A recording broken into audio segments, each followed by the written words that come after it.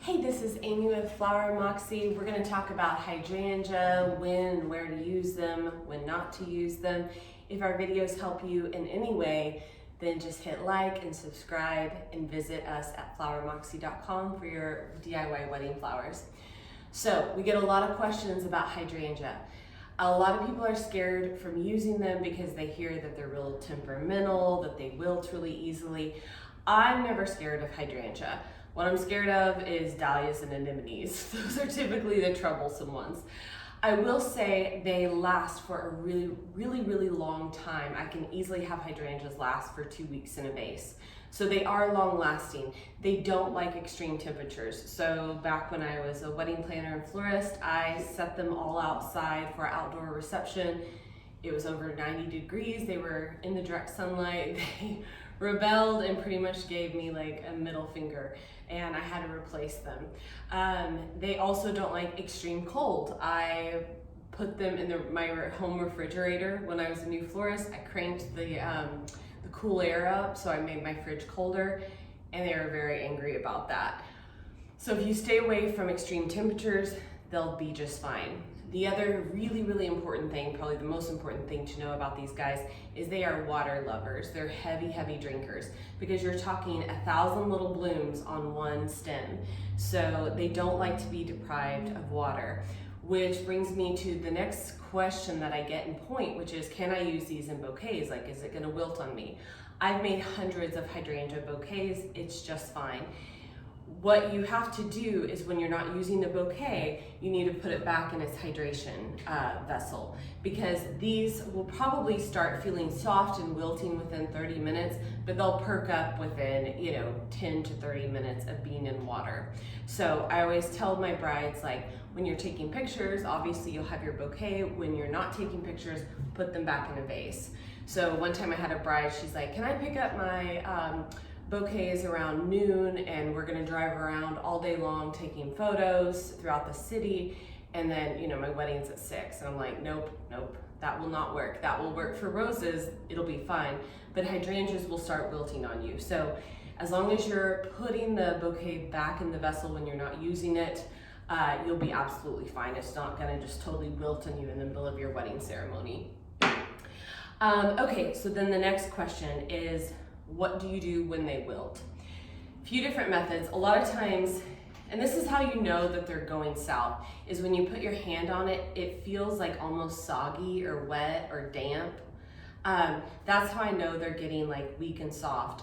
I brought these to the studio, and within a few hours I walked by and I just felt like they were starting to wilt on me. Not a big deal. Here's the first tip. You take a bucket, you put water in it, thank God there's no water, and you turn the hydrangea upside down and dunk it in water and leave it there for like 5 to 10 minutes. When you pull it out, it's gonna look all nasty, all soggy, wet, and you're like, she lied to me. This is never gonna look good. This is never gonna perk up. It helps. And then you give it a fresh cut. And so what I usually do is, there's like little notches in a hydrangea, and so I identify where that notch is and I cut above it. And it's really important to cut at an angle, because this needs like max surface area. Some florists, they're like hammer the ends, or cut it to where you split the stem. I don't think that's necessary. Just cut above the last notch at a deep angle, put it in water. And you can also put these in super hot water if you're wanting them to bounce back quickly. I think they bounce back just fine, but those are some of the techniques. Okay, so the last question, how to use them in foam work. Can you use them in foam work?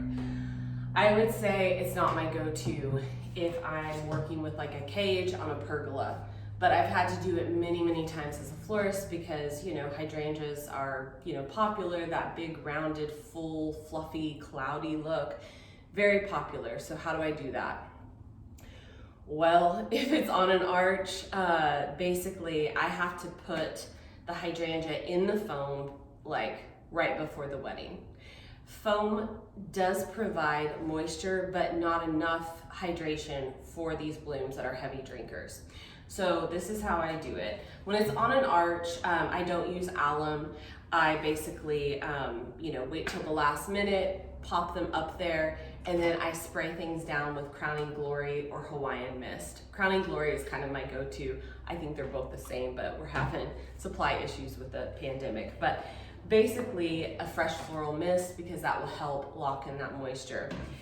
If I'm working with foam work like a table runner, something that's not going to just keep supplying the water, like a vase with foam in it, that works just fine.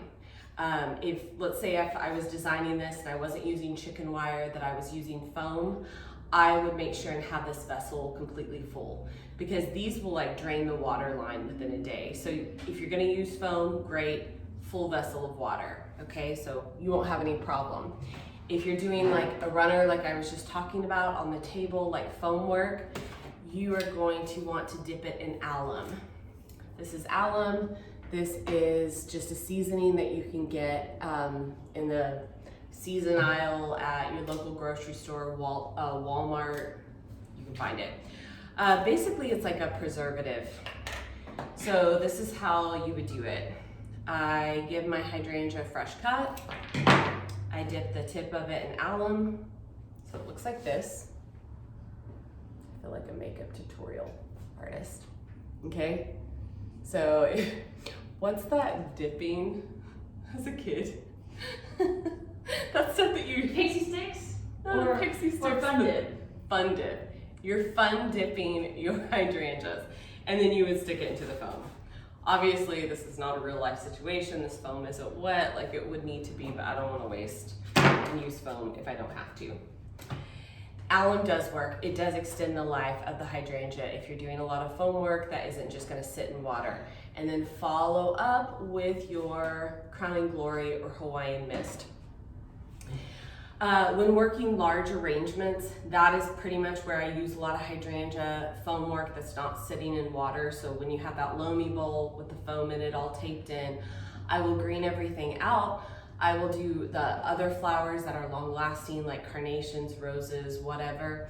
I will design it in my studio with my hydrangeas so I know the placement. And then afterwards, guess what? I take them out and I put them back in water.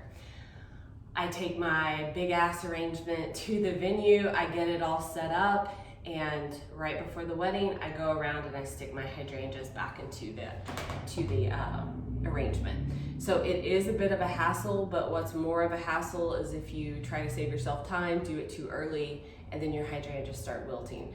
That's a bitch. As a florist, I've done it because I'm always trying to work ahead and you're trying to work ahead. But it takes me nothing to pull 5 hydrangeas out, put them in a vase of water, and then get there and stick them where that obvious hole is where, you know, it's gonna be. So you can design at your house with them, pull them out, make sure that they're hydrated. It just, that way you don't have to fuss so much and worry if they're gonna wilt. So all this huge hydrangea TED Talk, and you're like, I'm not gonna touch those with a 10-foot pole. I really like them. Again, I'm not stressed by them. As long as you know those rules and you're mindful of like water, water, water, then you'll be just fine. Again, if this video is helpful to you, like and subscribe. Feel free to ask me questions. I'm always happy to do a video to just explain what I know. So thank you so much.